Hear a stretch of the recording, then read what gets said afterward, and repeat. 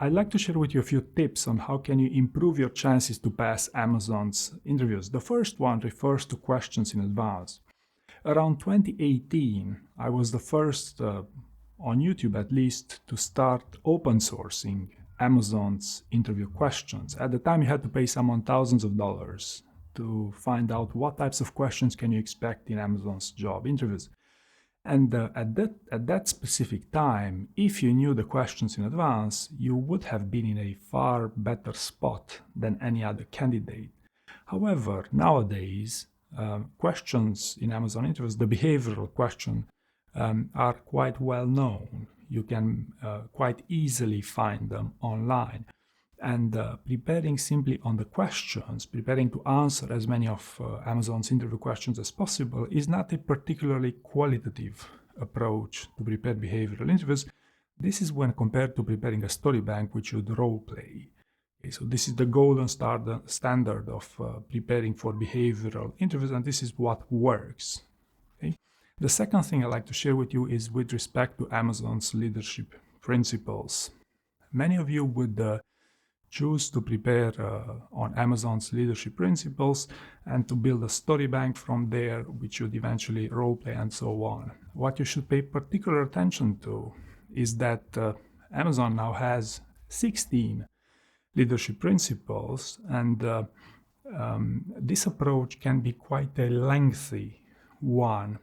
Also, if you struggle communicating during job interviews, again, your time might be spent on role play rather than over preparing those 16 leadership principles, which are quite a lot of work. Okay, so you'll ideally, what I found works, is to have a model of simplified behavioral competencies, which would limit the amount of time you'd spend brainstorming on those key behaviors in order to come up with a story bank. 95% of candidates fail building a story bank that's good enough by their own standards, and this goes way beyond Amazon, right? So long story short, preparing on the leadership principles is a very lengthy approach.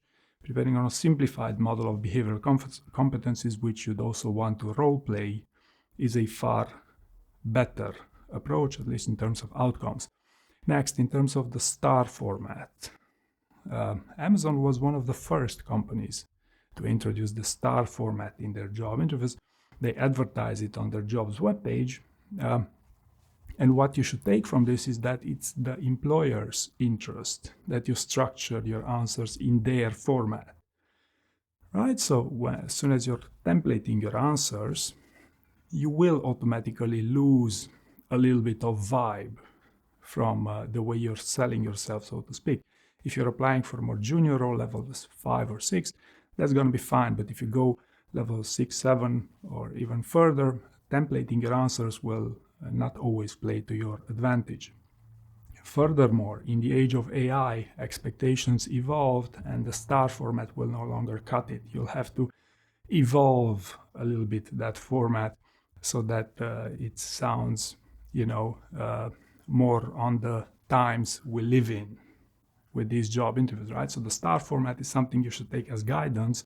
If you want to make a good impression, you should structure it in the STAR format and in order to show them that you did prepare the job interview. But if you want to sell yourself best, there's better formats for that as well if you'd want to extend those formats. The next thing I want to talk about here is with respect to bluffing in Amazon interviews. Many of you would not be aware of the fact that the one thing that any interviewer at Amazon is paying particular attention to, way beyond qualification and way beyond screening you behaviorally, is on whether you are truthful, whether you are who you say you are in these job interviews. And this is simply because many candidates, especially during the heat of the moment, will try to make things up, even only a little metric here and there, or even a decision you didn't fully own. You speak as if you were, in charge of things. And what happens, quite common actually, is that they would follow up and challenge you for the rest of the interview because they listen very carefully for these things. Now, what's the fix here? What do I recommend about this? if you do choose to use metrics you didn't fully own or decisions that were a bit ambiguous, prepare them in advance. There's the STAR worksheet with all the possible follow-up and challenge questions, and prepare to defend yourself on them before your interview.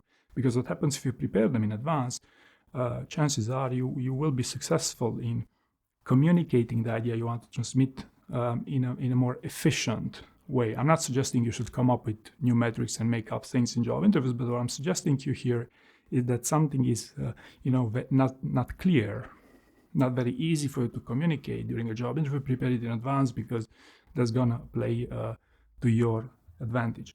And the last thing I want to talk about here is with respect to attitude. During screening rounds, it doesn't really matter on whether you prepare or don't prepare an Amazon interview, but during final interview rounds, one of the core reasons why they employ behavioral interviews is because they want to focus on hiring people who care about their job interviews. What happens is that the very common interviewing technique, especially for seniors and executive roles, is that you try to negotiate, to sell yourself, so to speak, during a job interview, on the reasoning that, hey, if I set a good rapport with my interviewer, they might, perceive me as a more qualified candidate. This doesn't really work in Amazon interviews, and in my experience, it's always the candidates who try to communicate the fact that they took their interviews as seriously as possible. You could even share your story bank with them to convince them that you prepared it at length and you took their interview seriously. This is what works in Amazon interviews. Elsewhere, at Netflix, they couldn't care less whether you prepared or not.